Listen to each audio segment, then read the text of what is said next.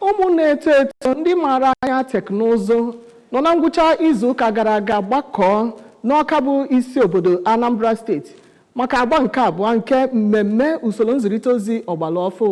akpọrọ SM Fest Awka 2025. Joseph Egbeọcha onye nta akụkọ anyị ji akụkọ a n'uju.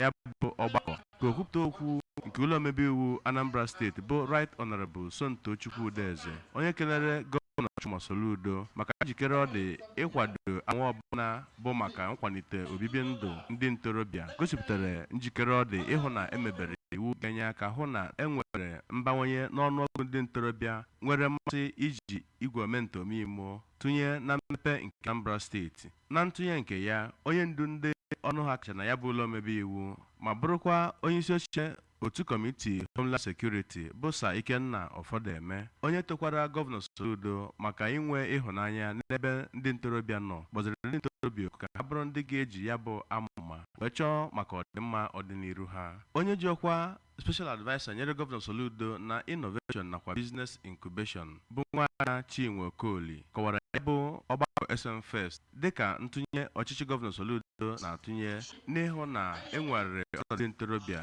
ka ha bụrụ ndị ga-ejizi igwe omentomimo arụ ọrụ ma gwazia ndị ntorobịa ka ha bụrụ ndị ga-enwewanye mmasị n'atụmatụ gọvanọ Soludo